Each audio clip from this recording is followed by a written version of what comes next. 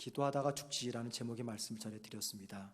바울은 20절에서 하나님이 자기 기도에, 즉 에베소 교회 성도들을 위해서 기도했던 자기 기도에 어떻게 응답하실지 하나님의 응답에 대한 모습을 기록해 놓았습니다. 자, 그리고 나서 이제 오늘 본문 21절에서는 자신의 기도에 능력으로 응답하실, 응답한 하나님이 아닙니다. 응답하실 하나님에 대해서 반응을 보여주는데 21절에서 이렇게 바울은 이야기합니다. 교회 안에서와 그리스도 예수 안에서 영광이 대대로 영원 무궁하기를 원하노라, 이렇게 말합니다. 자기 기도에 능력으로 응답하실 하나님에게 영광이 올려지기를 기도하는 이 21절의 말씀, 이건요 기도이지만 동시에 바울의 찬양입니다. 저는 오늘 말씀 중심을 이렇게 생각해 보았습니다. 자기 기도에 응답하실 하나님을 찬양하는 바울, 어떤 이유 때문에 아직 응답되지도 않은 기도에 대해서 바울은 하나님을 찬양하고 있는 것인가? 그 이유는요, 바울에게는 분명한 믿음이 있었기 때문입니다. 어떤 믿음이요? 자기가 드린 그 기도에 하나님께서 능력을 베푸셔서 반드시 응답하실 거라는 그 확신과 믿음이 있었기에 여기 21절의 고백을 할 수가 있는 겁니다. 그래서 오늘 바울의 이 고백을 따라 저와 여러분의 믿음의 모습을 한번 좀 점검해 보려고 합니다. 자기 기도에 적당히 또는 대충히 응답하시는 하나님이 아니라 자기가 기도하고 생각하는 그 이상으로 응답하실 하나님, 풍성하게 응답하실 그 하나님에 대한 확신에 찬 찬양이 바로 21절입니다. 그래서 여러분, 여기 21절 말씀 보면 우리가 중요한 것을 발견합니다. 그것은 하나님을 확신하지 않으면 이 고백을 할 수가 없습니다. 하나님을 믿지 못하면 21절에 찬양을 할 수가 없습니다. 그래서 이 말씀을 통해서 첫 번째 우리가 점검할 것이 있습니다. 그것은 평소 나의 기도와 나의 찬양 모습입니다. 자, 여러분들은 하나님을 찬양할 때 하나님께서 나의 찬양을 들으시면서 영광과 높임을 받으실 거라고 확신하면서 이 찬양을 하십니까? 만일 그 확신이 있다면요, 우리는 어느 곳에서 찬양을 하든지 찬양하는 내 자세는 분명히 달라질 겁니다. 왜요? 하나님이, 살아계신 하나님이 내 찬양을 듣고 영광과 높임을 받으시라는 분명한 확신이 나에게 있는데 어떻게 내가 가정에서든 직장에서든, 아니 심지어 자동차 안에서든 예배당에서든 하나님을 찬양하는 그때 내 찬양의 자세가 바뀌지 않겠습니까? 뿐만이 아닙니다. 내가 기도할 때 나의 기도를 들으신 하나님께서 내가 기도한 것 이상으로 풍성히 응답하실 거라고 믿으십니까, 여러분? 만약에 그런 믿음이 있다면 우린 결코 기도를 멈추지 않습니다. 왜요? 내 기도에 살아계신 하나님께서 내가 기도하는 이상으로 채워주실 것을 믿기 때문에 절대 기도를 멈추지 않습니다. 심지어 내가 원하고 바라고 또 내가 기도하는 것이 있는데 그것들이 이루어지지 않아도, 그래서 하나님이 내 기도를 거절하셨다라는 생각이 들어도 그 거절조차도 하나님께서 내 기도에 최선으로 풍성한 은혜로 반응하셨다라고 하는 믿음이 있다면 말입니다. 우리는 거절당함의 기도 속에서 상처를 받거나 속상해하지 않습니다. 만약에 내 기도에 응답되지 않은 이것조차도 하나님의 응답이라고 고백하고 믿게 되면요, 우린 절대 낙심하지 않게 됩니다. 그리고 만약 우리가 그런 마음으로 하나님을 찬양하고 기도하게 되면 하나님은 분명히 저와 여러분의 기도와 찬양을 받으실 겁니다. 반대로 만일 저와 여러분이 기도하면서도 내 기도에 최선으로 응답하실 하나님을 신뢰하지 못하거나 하나님을 찬양하면서도 내 찬양을 들으실 하나님께서 영광과 높임을 받으실 거라는 그것을 믿지 못한다면 기도하고 찬양하는 저와 여러분은 그 순간 10계명 중에서 세 번째 계명을 어기게 되는 것입니다. 자, 10계명 중 세 번째 계명이 어떤 계명입니까? 출애굽기 20장 7절에서 이렇게 말합니다. 너는 내 하나님 여호와 이름을 망령되게 부르지 말라. 여호와는 그의 이름을 망령되게 부르는 자를 죄 없다 하지 아니하리라. 저와 여러분은 이런 생각이 들 겁니다. 아니, 나는 한 번도 하나님의 이름을 망령되게 부른 적이 없는데 저 목사가 무슨 이야기 하나, 그런 생각을 하실 거예요. 그런데 여러분, 망령되게 부르다, 이 의미를 우리가 잘 생각하면요, 저와 여러분이 인식하지 못한 채 우리가 하나님의 이름을 망령되게 부르면서 살아가고 있습니다. 여기 망령되게 부르다, 이 말을 문자적으로 직역을 하게 되면 그 뜻은요, 아무것도 없는 빈 것을 들어 올리지 말라, 그런 말입니다. 아무것도 없는 빈 것을 들어 올리지 말라, 또는 실제적이 아닌 것을 들어 올리지 말라, 그런 뜻이에요. 자, 그래서 하나님의 이름을 망령되이 부르지 말라, 이 말은 말입니다, 하나님을 아무것도 아닌 존재처럼 대우하지 말라, 그 말이에요. 또는 실제 존재하는 하나님을 존재하지 않는 분처럼 생각하지 말라, 그 뜻입니다. 자, 여러분, 실제 존재하지 않는데 존재하는 것처럼 생각해서 우리가 숭배하는 것, 이게 뭡니까? 우상숭배입니다. 우상숭배. 실제 존재하지 않은 건데 마치 존재하는 것처럼 생각해서 그 앞에서 복을 빌거나 도움을 구할 때 우리 그걸 우상숭배라고 이야기합니다. 여기 하나님의 이름을 망령되이 부르지 말라, 그 말은요, 하나님을 아무 능력도 없고 존재하지도 않는 우상처럼 생각하지 말라, 그 뜻이에요. 자, 그러면 여러분, 저와 여러분이 언제 어떻게 이 계명을 범할까요? 내가 정말 열심히 기도했는데 간절히 기도했던 것들이 이루어지지 않을 때입니다. 내가 기도하는 것과는 정반대로 내 삶이 움직여질 때, 그럴 때는요, 우리 마음속에 어떤 생각이 듭니까?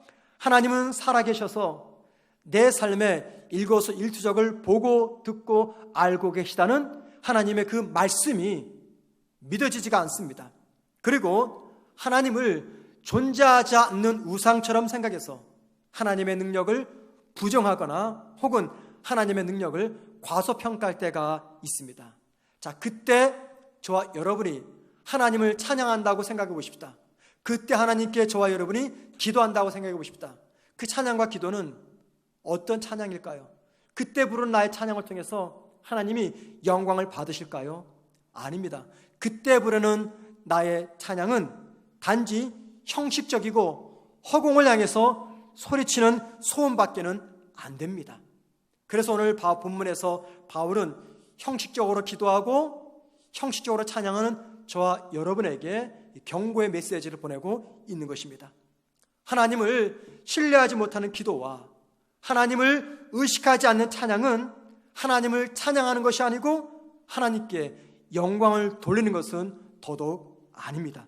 하나님께 기도하고 하나님께 찬양할 때 저와 여러분이 놓치지 말아야 될 정말 중요한 것은 내 기도에 반드시 능력으로 응답하실 하나님에 대한 확신과 신뢰입니다. 비록 내가 기도한 대로 하나님께서는 응답하지 아니하시고 비록 기도하는 내 삶의 고달픔이 떠나지 않아도 여전히 하나님은 나의 창조주가 되시고 내 삶을 최선으로 인도하실 뿐이며 내가 기도하는 것, 내가 생각하는 것, 그것보다 훨씬 더 풍성하게 채우시는 그런 분이라는 확신과 신뢰를 저와 여러분이 놓치지 말아야 됩니다. 무엇보다 내가 원하고 바라고 소망하는 것이 이루어지지 않을 때가 있습니다. 하나님 앞에 거절당할 때가 있습니다. 그런데 그 이루어지지 않는 그것, 하나님께 거절당했다 생각되는 그것조차도 하나님이 풍성한 능력과 은혜에 따라 주어진 결과라고 신뢰해야 됩니다. 그렇게 하나님을 향한 신뢰와 믿음과 그리고 확신이 있을 때 우리의 몸과 마음과 뜻과 정성을 다해서 부르는 그 찬양이 하나님께 영광이 되고 우리의 찬양을 통해서 하나님은 높아지게 되는 것입니다. 따라서 사랑하는 성도 여러분, 하나님을 향해서 찬양하고 기도할 때 오늘 바울이 보여주는 이 하나님을 향한 이 확신을 잊어버리지 않았으면 정말 좋겠습니다. 자, 오늘 본문을 보면서 우리가 두 번째 생각할 것이 있습니다. 그것은 뭐냐면 오늘 본문에 교회라는 단어가 등장합니다. 21절에. 자, 하나님에게 교회는 도대체 어떤 대상인가라는 겁니다. 하나님은 교회를 어떻게 생각하시는가라는 거예요. 오늘 본문 20절과 21절을 보면은요, 이게 조금 이상합니다. 이해가 안 되는 게 있어요. 이미 말씀드린 대로 20절은 바울이 하나님께 기도하고 바울의 기도에 하나님께서 어떻게 응답하실지 바울의 고백을 담아 놓았어요. 그리고 21절은 자신의 기도에 응답하실 하나님을 향한 바울의 반응을 기록해 놓았습니다. 자, 그런데 이 말씀 속에서 굳이 바울은 기록하지 않아도 될 문장을 기록해 놓았어요. 그게 21절 처음 나오는 말씀입니다. 21절 초반에 이런 말이 있죠. 교회 안에서와 그리스도 예수 안에서, 이 말이 있습니다. 이 말은요, 굳이 기록하지 않아도 될 이야기예요. 예를 들면 한번 이 문장을 빼고 20절과 21절 읽어볼게요. 우리 가운데서 역사하시는 능력대로 우리가 구하거나 생각하는 모든 것에 더 넘치도록 능히 하신 이에게, 그 다음 보세요, 영광이 대대로 영원 무궁하기를 원하노라. 아멘. 이게 더 훨씬 더 문장이 매끄럽잖아요. 그죠? 전혀 문제가 되지 않는데 오히려 문장이 좀 불편할 정도로 여겨지는 쓸데없는 문장을 바울은 21절 처음에 기록해 놓았어요. 교회 안에서와 그리스도 예수 안에서. 자, 그러면 우리는 물어야 됩니다. 바울이 왜 필요 없는 이 문장을 여기에 기록한 것인가? 바울의 의도가 무엇인가? 필요 없는 문장을 기록했다는 것은요, 바울이 무엇인가를 이 문장 속에서 강조하고 싶었던 겁니다. 바울이 무엇을 강조하기 위해서 이 문장을 기록했을까요? 그것은요, 하나님에게 교회란 어떤 대상인가를 강조하고 싶었던 겁니다. 이 땅에 존재하는 교회의 사명이 무엇인가를 알려주기 위해서 이 문장을 기록한 것이에요.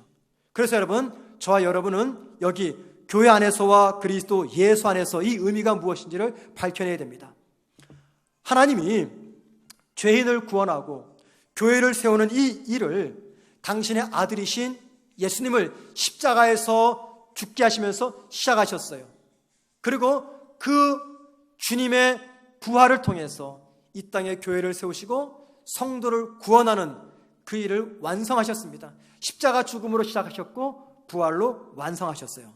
자, 이 말은 무슨 말이냐면 주님이 없는 성도의 구원과 주님이 없는 교회의 설립은 불가능한 것입니다. 자, 그래서 오늘 본문 21절 교회 안에서와 그리스도 예수 안에서, 이 말은요, 이렇게 풀어서 설명이 됩니다. 그리스도 예수로 말미암아 이 땅에 존재하는 교회를 통해서, 그런 뜻이에요. 그리스도 예수로 말미암아 이 땅에 존재하는 교회를 통해서, 그 뜻입니다. 자, 그리고 나서 21절 나머지 문장을 읽으면 어떻게 됩니까? 잘 들어보십시오.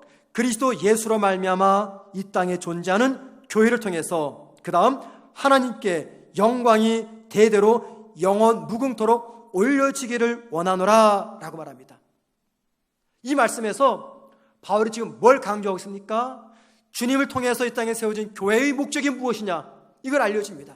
주님의 십자가 죽음을 통해서 이 땅 교회가 세워졌는데 도대체 하나님은 이 땅에 왜 교회를 세우셨느냐? 그 이유가 뭐라고요? 하나님께 영광을 영원 무궁토록 올려드리기 위해서 주님은 이 땅에 교회를 세우신 겁니다. 이 땅에 세워진 교회의 존재 목적, 교회가 이 땅에 존재하는 유일한 이유, 그것은요, 하나님께 영광을 돌려드리기 위해서입니다. 그래서 여러분, 교회에서 무엇을 하든지 첫 번째 우리가 생각할 것은요, 무엇을 하든지 과연 이 일이 하나님께 영광이 되는 일인가라는 것을 생각해 보아야 됩니다. 과연 이 일이 인간의 영광을 구하는 것인가, 아니면 이 일이 하나님의 영광을 구하는 것인가. 교회의 모든 일들은요, 결코 인간이 주인공이 되어서는 안 됩니다. 목사를 위해서 교회가 존재하는 것도 아니고 특정인을 위해서도 교회가 존재하는 것도 아니고, 교회는 오직 한 분, 하나님의 영광을 위해서 존재하는 것입니다. 자, 우리 말의 특징 중에 과장법이 좀 심한 표현들이 있어요. 대표적으로 그런 표현이 뭡니까? 죽겠다라는 말 쓰잖아요. 죽겠다, 보고 싶어 죽겠다, 배고파 죽겠다, 힘들어 죽겠다, 좋아 죽겠다. 이 과장법이에요. 그런데 부모가 자식을 사랑하는 그 자식을 향한 부모의 사랑의 크기를 과장하는 표현이 하나 있습니다. 그게 뭐냐면 눈에 넣어도 아프지 않는 자식이라는 표현을 씁니다. 여러분, 자식을 눈에 넣어도 아프지 않습니까? 그럼 제가 한번 넣어들어 버릴게요. 여러분의 자녀를, 아들, 딸들을 여러분의 눈을 벌리고 한번 집어넣어 볼게요. 아픈지 안 아픈지. 우리 눈에 흙먼지 하나가 들어가도 눈이 아파서 눈을 제대로 뜰 수가 없습니다. 그런데 내 눈에 자식을, 손주를 집어넣는데 눈이 아프지 않는다? 이건 말이 안 되죠. 뭘 강조하는 겁니까? 그만큼 자식을 향한 부모의 사랑을 강조하는 과장법입니다. 자, 그러면 여러분 한번 생각해 보세요. 자녀를 눈에 넣어도 아프지 않는 부모의 심정으로 자신의 자식을, 아들을 십자가에 못 박아 죽이는 이 하나님을 우리가 어떻게 이해할까요? 어떻게 이해할까요? 하나님에게 주님은 별로 중요한 아들이 아니기 때문에 십자가에 죽인 겁니까? 아니면 우리가 자식을 사랑하는 것만큼 하나님은 당신의 아들이었던 예수님을 사랑하지 않기 때문에 십자가에 죽인 겁니까? 우리는 자식을 가리켜 눈에 집어넣어도 아프지 않는 존재라고 이야기하는데 도대체 하나님은 예수님을 사랑하지 않아서 십자가에 죽은 겁니까? 아닙니다, 여러분. 비록 예수님은 하나님의 소중한 독자 아들이었지만 이 땅의 죄인을 구원하고 교회를 세우기 위해서 하나님은 기꺼이 당신이 가장 사랑하셨던 독자 예수 그리스도를 십자가에 못 박아 죽게 하신 겁니다. 자, 그래서 여러분, 우린 여기에서 중요한 것을 기억하셔야 됩니다. 그런 하나님에게 이 땅에 세워진 교회는 어떤 대상일까요? 어떤 대상일까요? 눈에 넣어도 아프지 않을 아들을 십자가에 죽이시면서 이 땅에 교회를 세웠어요. 그렇다면 하나님에게 그 교회는 어떤 대상입니까? 하나님이 이 땅에 세워진 교회를 얼마나 귀하게 바라보실까요? 그래서 우리 모두는 함부로 교회를 평가해서는 안 된다는 겁니다. 교회를 비난해서도 안 되고 공격해서도 안 됩니다. 심지어 여러분, 교회는요, 작은 교회가 있고 큰 교회가 있어요. 아직 스스로 자립이 안 된 교회를 미자립 교회라고 합니다. 교회가 세워진 지 5년, 10년이 지나도 교회가 자립이 안 돼가지고 힘겹게 목회하는 목사님과 교회가 있어요. 또 교회 중에는 이제 막 시작이 된 개척교회가 있습니다. 그런데 저도 예외는 아닐 겁니다. 우리 모두에게 얼마나 나쁜 본성이 숨겨져 있는지요. 큰 교회 목사 앞에 가면 왠지 모르게 주눅이 들고 그분에게는 굉장히 공손해져요. 함부로 대하지 않습니다. 말도 조심합니다. 그런데 개척교회, 미자립교회 목사님들 앞에 가서는 함부로 말하고 그분들을 무시합니다. 오직 실력이 없으면, 오직 능력이 없으면 10년이 지나도 이렇게 미자립교회를 하고 있나 하면서 교회와 목회자를 비난합니다. 그런데 여러분, 교회가 미자립교회든 개척교회든 대형교회든 작은 교회든 관계없이 모든 교회들은 하나님에게 정말 소중한 대상입니다. 교회 중에는요, 상가교회인데 허름한 교회가 있어요. 예배당 건물이 휘황찬란하고 웅장하고 아름다운 교회가 있습니다. 사람들은 당연히 크고 좋은 교회를 바라봅니다. 하지만 하나님은 작은 교회를 바라보시면서 더 사랑하십니다. 저는 이런 생각이 듭니다. 저도 목회하는 목사이기 때문에 굉장히 조심스러운 얘기인데 저희 교회 규모만 하더라도 저는요, 사명감 없이 목회할 수 있어요. 목회를 일로 생각해서 목회할 수 있어요. 왜요? 매일매일마다 교회에서 저한테 생활비를 주잖아요. 그러니까 사명 없이도 저는 기꺼이 일로서 목회할 수 있습니다. 아마도 큰 대형교회 목사님들은요, 사명 없어도 일로서 열심히 잘할 수 있어요. 왜요? 매달마다 교회에서 생활비를 주기 때문에. 하지만 미자립교회, 개척교회 목사님들은 다릅니다. 아무리 열심히 일해도 교회가 부흥이 안 되면 그분의 능력 이전에 그분에게는 생활비가 주어지지 않습니다. 그런데 1년 하다가 안 되면 문 닫아 버릴 수 있잖아요. 장사할 때 영업이 안 됩니다. 한 2, 3년 했는데 계속 적자입니다. 어떻게 하시겠어요? 문 닫습니다. 그런데 목사님들은 그러지 않습니다. 1년이 지나고 5년이 지나고 10년이 지나서 여전히 개척교회 수준이어도 목사님들은 목회를 중단하지 않습니다. 왜 그렇습니까? 그게 일이 아니라 사명이기 때문입니다. 그래서 어찌 보면 하나님 보시기에 큰 교회, 저희 같은 교회, 저 같은 목사보다도 작은 교회, 미자립 교회, 그런 교회를 더 사랑하시고 그런 목사님들을 더 귀하다 여기지 않겠는가, 그런 생각을 하게 됩니다. 그래서 여러분, 저와 여러분 함부로 어떤 교회든지 큰 교회든지 작은 교회든지 함부로 비난해서는 안 됩니다. 왜요? 그 교회는 하나님이 가장 사랑하시는 대상이기 때문입니다. 뿐만이 아닙니다. 교회를 구성하는 성도 한 분 한 분이 하나님에게 얼마나 귀한 분일까요? 그 성도를 세우기 위해서 눈에 넣어도 아프지 않을 아들을 하나님께서 죽이셨잖아요. 그러니 성도 한 분 한 분이 우리 하나님에게 얼마나 귀한 분입니까? 교회 안에는요, 다양한 배경을 가진 사람들이 있습니다. 일단 나이도 다르고 성별도 다릅니다. 배움의 그 기간도 다릅니다. 살아가는 형편도 다릅니다. 사회적 신분도 다릅니다. 어떤 분은 잘 살고 어떤 분은 가난하고 어떤 분은 사회적 지위가 있고 어떤 분은 그렇지 못하고 다 다릅니다. 그래서 우리는 나도 모르는 사이에 사회적 신분을 가지고 재산의 유무를 가지고 그 사람의 됨됨이를 평가하고 그 사람의 존귀함을 대합니다. 그래서 왠지 모르게 나보다 잘 사는 사람, 힘 있는 사람 앞에 가면은 기가 죽고 그 사람을 더 존경하지만 나보다 가난한 사람, 나보다 좋지 않은 직업을 가진 사람 앞에는 함부로 말하고 함부로 대할 수 있는 것이 저와 여러분이 가진 본성입니다. 그런데 여러분, 우리 하나님은 그분들을 어떻게 보시겠습니까? 똑같이 공평하고 평등하게 참 귀하다 생각하시면서 모든 성도들을 바라보십니다. 자, 여러분, 제가 왜 이런 말씀을 드리냐면 결론은 이겁니다. 그래서 저와 여러분은 하나님께서 정말 귀하게 바라보시는 교회와 성도를 향해서 함부로 공격해서는 안 된다는 겁니다. 다른 성도들에게 고통을 주어서는 절대 안 돼요. 교회를 어지럽혀서 안 됩니다. 교회를 힘들게 하면 안 됩니다. 왜냐하면 하나님이 그것들은요 결코 묵인하지 않기 때문입니다. 제가 지금 여러분에게 협박성의 설교하는 게 절대 아니에요. 협박은 이런 거죠. 여러분 조심하십시오. 목사한테 까불다가 죽습니다. 함부로 덤비지 마세요. 이게 협박성입니다, 여러분. 하나님께서 벌 내립니다. 그러니까는 목사 말에는 무조건 100% 순종하세요. 대들지도 말고 따지지도 마세요. 안 그러면 하나님께서 재앙을 내립니다. 이게 협박성의 설교입니다. 여러분, 목사한테는 덤벼도 괜찮아요.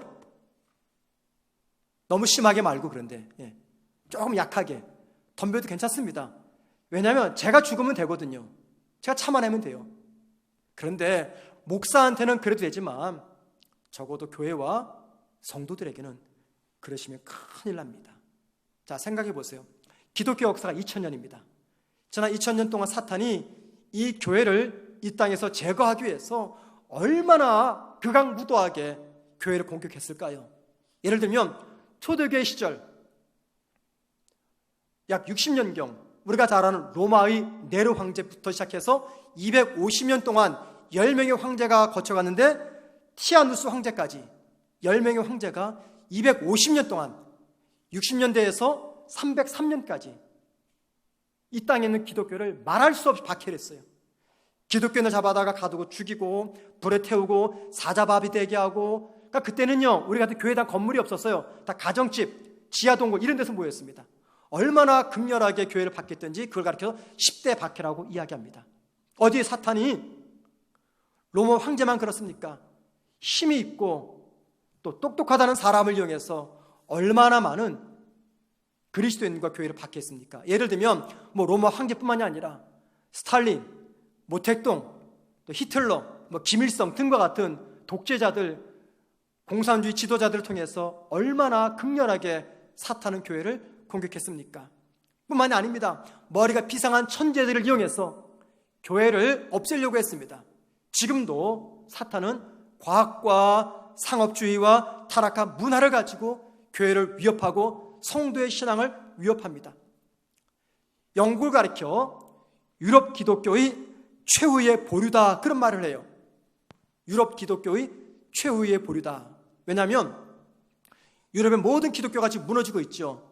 그래도 그나마 기독교를 지키고 있는 나라가 영국입니다. 그래서 영국을 가리켜 유럽 기독교의 최후의 보류다라고 이야기하는데, 지금 추세대로 나가면요 2067년이 되면 영국 땅에는 단 한 명의 신앙인, 단 한 교회도 존재하지 않을 거라는 그러한 통계 보고가 나왔습니다. 이런 이야기를 들으면 우리가 굉장히 암울해집니다. 우리 한국교회도 언젠가는 이런 위기를 맞게 되지 않겠는가, 그런 걱정하게 되면 이런 암울한 예상이 불안합니다. 하지만 여러분, 그럼에도 저와 여러분이 기억할 것이 있습니다. 하나님은요 과거에 지금보다 더 힘들었던 상황 가운데서도 교회를 보호하셨어요. 현재도 하나님은 교회를 지켜나가십니다. 미래가 아무리 암울하다 할지라도 하나님은 미래에도 교회들을 반드시 지킬 것입니다.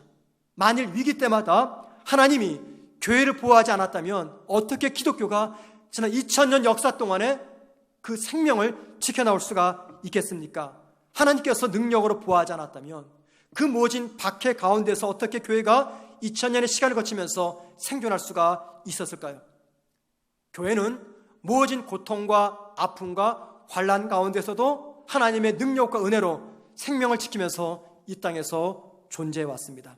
그리고 하나님은 하나님의 교회의 순결성, 거룩성, 통일성을 공격하는 그 어떤 세력 앞에서 침묵하지 않고 하나님은 언제나 공의롭게 대응하셨습니다. 그리고 앞으로도 교회는 영원히 이 땅에 존재할 겁니다. 왜냐하면 교회는 하나님이 가장 사랑하시는 대상이고 하나님께서 그 무엇보다도 가장 안전하게 보호하시는 대상이기 때문입니다. 우리가 잘 아는 프랑스의 작가이자 계몽주의 시대의 사상인을 대표하는 볼테르, 잘 아실 겁니다. 그는 18세기에 살았던 사람인데요, 볼테르는 늘 언제나 교회 무용론을 주장했어요. 그에게 교회는 반드시 제거되어야 될 적폐 대상이었습니다. 볼테르는 생각하기를 이 땅에서 교회를 제거하는 방법은 교회가 가장 신성시 여기는 성경이 거짓 책임을 입증하면 된다 생각을 했어요. 그래서 그는요 성경이 하나님의 말씀이 아닌 인간의 말임을 입증하기 위해서 뛰어난 지식을 가지고 성경을 공격했습니다. 뿐만이 아닙니다. 자기 집에다가요 인쇄기를 들여놨어요. 그래서 교회와 성도와 성경을 공격하는 책자를 인쇄해서 많은 사람들에게 나누어 주었습니다. 그리고 그는 입버릇처럼 말하기를 앞으로 100년 이내에 이 땅에 성도들과 성경책은 사라지게 될 것이다 호언장담했어요. 교인과 성경이 사라지다, 그 말은 무슨 말입니까? 교회가 사라지다 그 말이죠. 100년 안에 교회와 성도와 성경은 사라지게 될 것이다. 자, 그가 죽은 지 한 350년이 지나가고 있습니다. 자, 그가 죽고 1778년 그의 집은요 성경을 보관하는 창고가 되었어요. 그가 교회와 성도를 성경을 공격하기 위해서 인쇄물을 찍어냈던 인쇄기가요 성경을 인쇄하는 사람에게 팔려가지고 성경을 찍어내는 인쇄기계가 되고 말았습니다. 시간이 흐르면서 볼테르는 역사 속에서 사라져갔지만 그가 호언장담했던 교회와 성도와 성경은 여전히 살아서 이 땅을 하나님의 마음으로 감동시키고 있습니다. 교회는 예수님의 피로 세워진 하나님의 영광 그 자체입니다. 그래서 결코 그 누구도 교회를 이 땅에서 제거할 수가 없습니다. 그래서 바울은 에베소서 1장 23절에서 교회의 영광을 이렇게 고백합니다. 교회는 그의 몸이니 만물 안에서 만물을 충만하게 하시는 이의 충만함이니라. 여기 만물은 교회를 말합니다. 그래서 교회는 그의 몸, 주님의 몸이니 교회 안에서 교회를 충만하게 하시는 이의 충만함이니라. 바울의 이 말이 무슨 말입니까? 교회는 주님의 몸으로서 하나님의 영광과 임재가 가득한 곳이다, 이 말씀을 하고 있는 것입니다. 주님의 몸이며 하나님의 영광과 임재가 가득한 곳이 교회이기에 성도가 교회를 떠나서는 결코 온전한 신앙인이 될 수가 없습니다. 하나님의 영광과 임재가 가득한 이 교회를 떠나서는 성도는 건강한 믿음을 지킬 수가 없습니다. 더더욱이 교회는 하나님의 영광과 임재가 머무는 곳이기 때문에 저와 여러분은 결코 교회를 어지럽게 해서는 안 됩니다. 교회를 떠나서도 안 되지만 교회를 공격해서도 안 됩니다. 교회를 아프게 해서도 안 됩니다. 왜냐하면 그 모든 것들은요 하나님이 정말 싫어하시기 때문입니다. 자, 세 번째 우리가 마지막으로 살펴볼 말씀이 있습니다. 교회의 존재 목적이 하나님의 영광을 위한 것이다. 하나님께 영광을 돌리는 것, 그게 교회의 존재 목적이란다면은, 그럼 이제 실제적인 문제가 남아 있습니다. 그러면은 우리 교회가 어떻게 해야지 하나님께 영광을 돌릴 수 있을까? 그리고 교회를 구성하는 나는 어떻게 해야지 하나님께 영광을 돌리는 성도가 될 수 있을까? 이런 문제가 제기가 됩니다. 저는 실제적인 이 문제를 두 가지 관점에서 말씀을 한번 전해보고 싶어요. 첫째는 교회 내부적으로 우리 교회는 어떤 교회가 되어야 될까? 두 번째는 교회 외부적으로 우리 교회가 어떻게 해야 될까라는 겁니다. 먼저 교회 내부적으로 어떤 교회가 될지 한번 생각해 보겠습니다. 첫 번째는요, 교회 내부적으로 우리 교회가 하나님께 영광을 돌리는 교회가 되기 위해서는요, 우리 교회는 그 어떤 경우에도 조직체가 되어서는 안 됩니다. 조직체. 대신에 우리 교회는 유기체가 되어야 됩니다. 자, 사람이 둘 이상만 모이면 정치가 시작이 되죠. 그래서 성경을 보면은 초대교회 때도 정치가 시작이 됩니다. 사도행전 6장을 보면은 예루살렘 교회 성도들이 많아지면서 문제가 발생했어요. 구제하는 문제 때문에. 그래서 사도들이 내놓은 해결책이 뭐냐면, 교회 헌금과 구제 문제는 7명을 뽑은 집사들에게 맡기고 12제자 사도들은 자기들은 기도하는 것과 말씀 전하는 것에만 전무하겠다, 이렇게 말했어요. 자, 이게 뭐냐면 이제 정치 혹 조직의 시작입니다. 조직을 만든 거예요. 교회가 크든 작든 교회가 정상적으로 운영이 되려면 교회 안에는 조직이 필요합니다. 자, 그런데 어떤 교회는요, 교회의 목적이 그 조직을 유지하는 데 목적을 둡니다. 조직을 위해서 교회가 존재하면 그 교회는 조직체의 교회가 되고 맙니다. 그런데 교회는 조직체의 교회가 아니라 유기체적 교회가 되어야 됩니다. 여러분, 조직체 교회의 목적은요, 조직을 잘 이끌어가는 거예요. 온통 성도들의 관심이 어디냐면 그 조직, 그 부서에 내 이름이 올라가 있는가, 여기에 관심이 있어요. 그래서 내 이름이 올라가지 않으면 시험에 들어요. 이게 전형적인 조직체의 교회고 조직체의 성도입니다. 그러나 유기체적인 교회와 성도는 다릅니다. 인간의 몸에는요, 다양한 신체들로 구성이 되어 있습니다. 그런데 이 신체는요, 별도가 아니라 유기체적으로 연결되어 있어요. 예를 들면 우리가 충치가 하나 생겼습니다. 너무 심한 충치입니다. 충치가 생기면 이만 아픕니까? 전신이 아프죠. 온몸이 몸살이 찾아옵니다. 왜 그렇습니까? 아주 작은 치아라 할지라도 그 치아는 우리 온몸에 유기체적으로 연결되어 있기 때문에 신체 일부분이 아프면 온몸이 아픈 거예요. 이게 바로 유기체입니다. 교회는 이런 유기체적 교회가 되어야 됩니다. 그래서 교회 내에서 다른 성도가 아파요. 그러면 나도 함께 고통을 느낄 줄 알아야 됩니다. 다른 성도가 너무 행복해요. 그럼 나도 기뻐할 줄 알아야 됩니다. 제가 지난주 중에 우리 교회 한 성도님에게 연락을 받았어요. 아주 오랜 시간 끝에 새로운 집을 장만했다고, 이전 집보다 조금 더 큰 집을 장만했다는 그런 이야기를 제가 전해 들었습니다. 제가 그 소식을 듣고 너무 기쁜 거예요. 그래서 제 아내에게 막 자랑을 했어요. 여보, 아무개 성도님이 집을 이사 갈 때 남들이 보면 마치 제가 집 사서 이사 간 줄 알 거예요. 너무 기쁜 거예요. 너무 기분이 좋은 거예요. 왜 그래요? 교회는 유기체적이기 때문에. 우리 셀 식구 중에서 셀 남편이 승진을 했어요. 함께 기뻐하는 겁니다. 내 신랑도 아니에요. 남의 신랑이에요. 근데 승진했어요. 마치 내 신랑이 승진한 것처럼 너무 기뻐하는 겁니다. 우리 셀 식구의 자녀가 대학에 합격했어요. 직장에 합격했어요. 마치 내 자식처럼 너무너무 기뻐하는 겁니다. 이게 뭐예요? 유기체적 교회를 이야기합니다. 그러나 조직체적 교회는 다 안 그렇습니다. 성도가 슬픔을 당하든 기쁨을 경험하든 관계없습니다. 그냥 관심은 어떻게 하면 이 조직을 잘 이끌어갈까? 어떻게 하면 이 조직 속에서 내 이름 석자가 드러나게 할까? 온통 관심이 조직에 가 있어요. 교회의 존재 목적이 이 조직을 잘 운영하는 겁니다. 여러분, 이 조직체 교회 특징이 뭔지 아십니까? 관계보다 일을 더 중요하게 여깁니다. 그래서 수단 방법 가리지 않고 성도들이 상처를 받든 말든 관계없이 그냥 그 일만 성공적으로 해내면 되는 거예요. 이게 전형적인 조직체의 교회입니다. 과정이 중요하지 않아요. 그 과정 속에 누가 상처를 받든 아픔을 경험하든 중요하지 않습니다. 그러나 유기체적 교회는요, 일보다 관계가 중요해요. 자, 보세요. 일보다 관계가 중요하면 일이 빠를까요? 더딜까요? 더딥니다. 더뎌요. 여러분, 우리 교회가 예배당 확장 공사하자 이 말이 처음 나온 때가요, 거의 2년 훨씬 전입니다. 2년 훨씬 전이에요. 그런데 아직 진행도 안 되고 있어요. 물론 이제 다 공동회에서 결의가 돼서 시작하려다가 코로나가 터져가지고 멈췄지만, 자, 공동회에서 언제 결의했습니까? 올해입니다, 올해. 그러니까 거의 2년 동안 말만 했지 일은 진행되지 않았어요.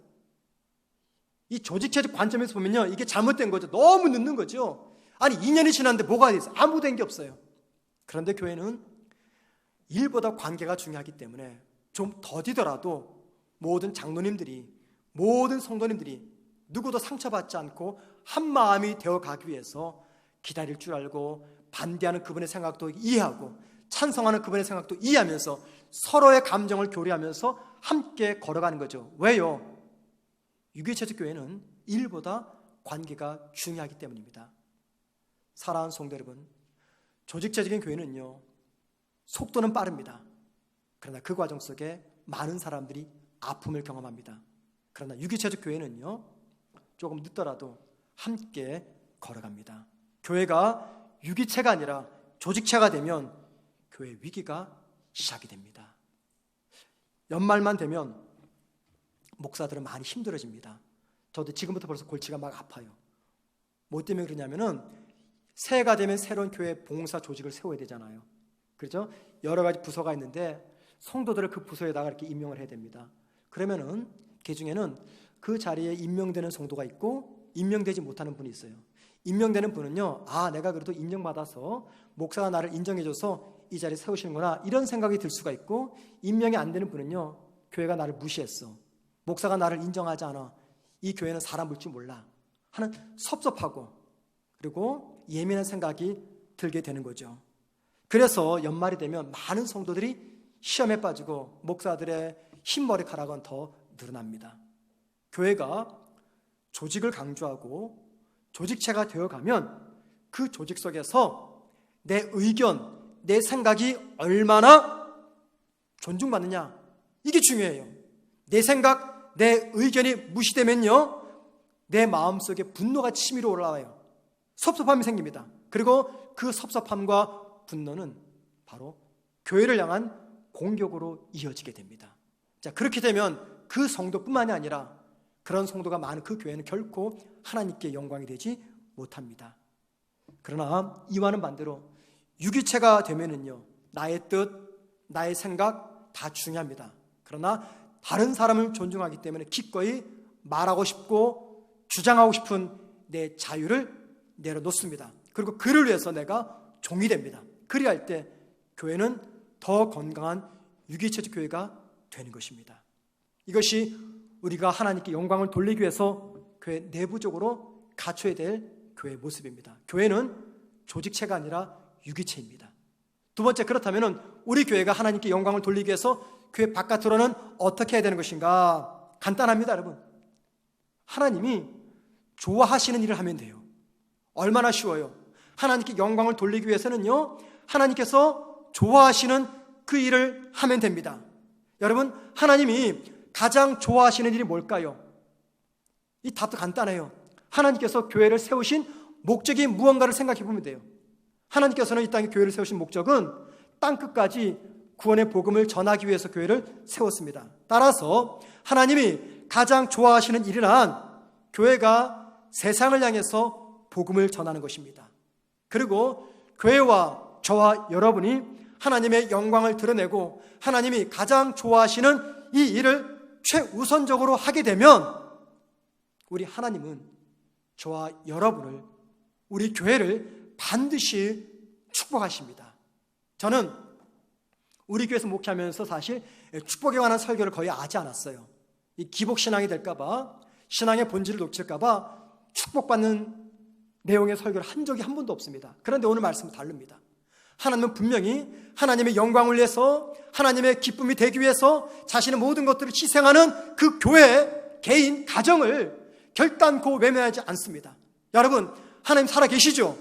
믿으십니까? 하나님 살아계신다면은 하나님께서 기뻐하시는 그 일을 행하는 그 개인이든 가정이든 교회이든 하나님께서 그냥 보고만 계시겠습니까? 사람이 누군가에게 커피 한 잔 대접하고 식사 한 개 대접해도요, 이게 부담이 돼가지고 이거 언제나 이거 갚을까 고민하잖아요. 하물며 하나님께서 하나님의 영광을 위해서, 복음 전파를 위해서 내가 가진 물질, 내 젊음, 내 건강, 내 인생, 우리의 가족을 희생하면서 나아갈 때 살아계신 하나님께서 당신이 가장 좋아하시는 그 일을 행하는 저와 여러분을 보고만 계시겠습니까? 결코 그러지 않습니다. 하나님의 영광과 하나님이 기뻐하시는 그 일을 위해서 내가 희생한 것보다 더 넘치는 은혜와 복으로 채워주실 분이 살아계신 우리 하나님 아버지십니다. 저는 오늘 말씀을 준비하면서 우리 교회가 시간이 지나갈수록 더 좋은 교회가 되면 좋겠다 생각을 해보았어요. 여러분, 우리 교회가 시간이 지나갈수록 더 좋은 교회가 된다는데 어떤 교회가 더 좋은 교회입니까? 성도수가 더 늘어나는 교회가 더 좋은 교회입니까? 아닙니다, 여러분. 이단 교회도 사람들이 가득히 모입니다. 사람 많이 모인다고 좋은 교회 아닙니다, 여러분. 어떤 교회가 시간이 지날수록 더 좋은 교회입니까? 답은 간단합니다. 하나님이 좋아하시는 일을 더 적극적으로 행하는 교회입니다. 그래서 우리 교회가 복음 사역을 위해서 올해 수고한 것보다 내년에는 더 많이 수고하는 겁니다. 내년보다는 후년을 더 많이 수고하는 것, 이게 제가 가진 기도의 제목입니다. 그래서 우리 교회의 영적 에너지와 힘을 모아서, 그리고 물질을 동원해서 복음 전파를 위해서 사용하기를 원합니다. 우리 교회가 커지는 데 목적을 두는 게 아니에요. 커져서 뭐 하겠어요? 교회가 커지면 뭐 합니까? 교회가 커지면 하나님의 은혜로 여러분들이 동의하시면 좋은 때 우리 교회를 하나, 둘, 셋 분립 개척했으면 정말 좋겠습니다. 하나님 그거 하라고 교회 세우셨잖아요. 우리 교회가 더 건강해지면 좋은 때에 신실한 선교사님들을 복음이 필요한 곳으로 많이 보냈으면 좋겠습니다. 때가 되면 이 평택 지역에 있는 많은 불신자들과 특별히 외국인들에게 앞장서서 복음을 전하는 우리 교회가 되면 정말 좋겠다, 그런 생각을 해보았어요. 이렇게 하려는 이유는 바로 그것이 하나님의 영광을 위한 길이고, 바로 하나님이 그 일을 통해서 기뻐하시고, 바로 그 일이 교회가 교회됨의 본질이고, 그렇게 해야지 저와 여러분이 하나님의 복을 받기 때문입니다. 사랑하는 성도 여러분, 하나님의 축복받기를 원하십니까? 그렇다면 여러분 개인적으로나 가정적으로나 나의 것을 조금이라도 희생해서 하나님의 영광을 위해서, 하나님의 기쁨을 위해서 복음 전파에 동참해 보시기를 바랍니다. 하나님께서 나와 우리 가정을 통해서 영광을 받으시는데 어떻게 하나님이 우리 가정과 나와 내 사업체와 우리 교회를 축복하지 않겠습니까? 사랑하는 성도 여러분, 교회는 눈에 넣어도 아프지 않을 하나님의 자녀인 예수 그리스도를 십자가에서 죽이시면서 이 땅에 만들어낸 하나님께서 가장 사랑하시고 가장 좋아하시는 대상입니다. 그래서 저와 여러분은 어떤 경우에도 교회를 떠나서는 안 되고, 어느 교회든지 교회를 비난하거나 교회를 공격하지 말아야 됩니다. 존 칼빈은 교회를 가리켜서 성도의 어머니라고 이야기했어요. 나의 어머니를 내가 공격할 수는 없지 않습니까? 교회를 사랑하십시다. 그리고 우리 교회가 하나님의 영광을 위한 교회가 되기 위해서 내부적으로 조직체가 아니라 유기체가 되도록 함께 힘을 모아주십시오. 내 이름 석자가 드러나지 않아도 섭섭하다고 여기지 마십시오. 나는 낮아져도 다른 사람이 높아짐으로 삶의 신앙의 목적을 찾으십시오. 우리 하나님께서 기뻐하실 겁니다. 하나님의 영광을 위해서 우리 교회가 세상을 향해서 복음을 전하는 그런 사명 잘 감당할 수 있도록 함께 힘을 모아주시고 기도하면서 하나님께 기쁨이 되는 그런 교회를 만들어가는 우리 모두가 되기를 주님의 이름으로 축원을 드립니다.